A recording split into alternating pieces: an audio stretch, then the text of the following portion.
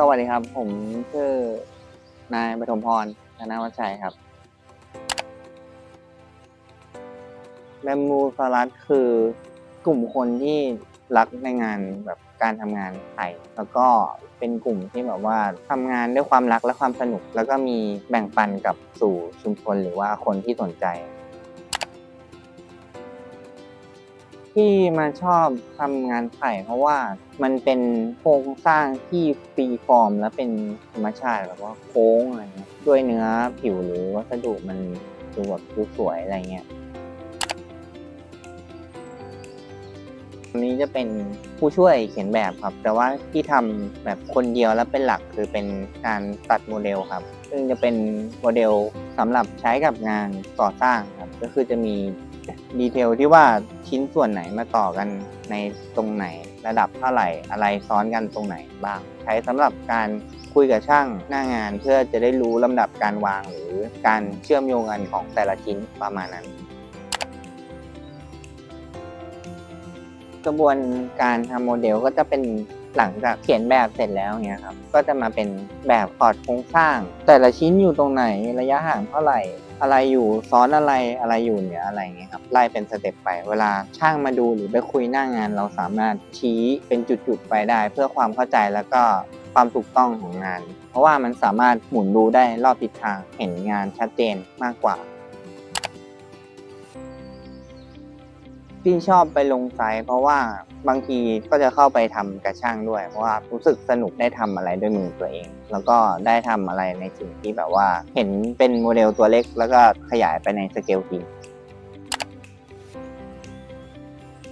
งานที่ชอบก็คืองานที่เป็นศาลาที่ป่วย100 ปีครับเพราะว่าเป็นเหมือนงานแรกที่ได้ลงมือทำจริงๆเป็นงานแรกตั้งแต่แบบว่าดูแบบทำแบบตัดโมเดลสร้างจริงอะไรเงี้ยครับ ท้าทายครับเพราะว่ามันก็ถือเป็นงานไม้ซึ่งงานไม้พวกระยะอะไรเงี้ยมันก็ตามธรรมชาติมันไม่เหมือนปูนหรือเหล็กที่แบบว่ามันสามารถบอกระยะเป๊ะๆหรือว่าใกล้เคียงกันได้แต่ถ้าเป็นพวกไม้ไผ่อะไรเงี้ยครับมันจะมีความโค้งที่ไม่เท่ากันความหนาบางที่ไม่เท่ากันมันก็เป็นแบบวัสดุที่ต้องมีความอดทนนิดนึงตอนงานสร้างเสร็จชิ้นแรก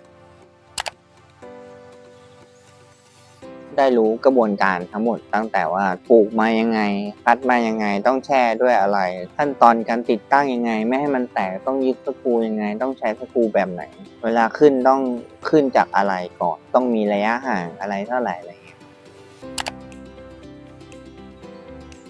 บางทีแบบว่าตอนทำจริงๆเราอาจจะมองว่าโค้งตรงนี้มันอาจจะได้ซึ่งในความเป็นจริงเวลาดัดจริงบางท่อนมันได้และบางท่อนมันไม่ได้ถ้าเป็นไม้ที่แช่มาแล้วส่วนใหญ่เวลาดัดโค้งมันจะได้ไม่เยอะเพราะว่ามันแห้งแล้วกรอบไปประมาณหนึ่งแล้วก็ปัญหาการทำหน้างานบางทีเวลาโค้งมันอาจจะไม่ได้องศาเป๊ะๆหรือว่าได้ระยะตามที่ต้องการแบบ100%ต้องเข้าใจและยอมรับได้ประมาณหนึ่งเพราะว่ามันไม่ใช่งานที่ว่าจะได้ออกมาเป๊ะๆแบบ100%จากในแบบอาจจะมีการคาดเคลื่อนหรือปรับเปลี่ยนบางอย่างให้มันทำหน้างานได้จริงๆมันก็คือความยุ่งยากแล้วก็เป็นเสน่ห์อยู่ในตัวมัน ก็อาจจะลองจากอะไรง่ายๆของเล่นหรืออะไรงี้ครับเพราะว่าจะได้รู้ว่ามันสามารถทำอะไรได้ประมาณไหนมันไม่ได้มีความเสียหายอะไรที่ต้องกังวลอาจจะเป็นของเล่นอะไรเล็กๆน้อยๆอย่างธนูไม้คันเบ็ดอะไรเงี้ยครับก็เป็นของเล่นพื้นฐานตอนเด็กๆอยู่แล้วก็อาจจะพัฒนามาเป็นของเล่นของใช้เก้าอี้โต๊ะอะไรเงี้ยครับซึ่งมันทำง่ายใช้เองได้แล้วก็ถ้าสมมุติว่าทำชำนาญประมาณนึงอาจจะไปลองทำงานที่ใหญ่ขึ้นเป็นซุ้มเป็นกระต๊อบอะไรที่กันแดดกันฝนมันก็ถือเป็นประสบการณ์ของเราติดตัวไปเพิ่มขึ้นไปเรื่อยๆ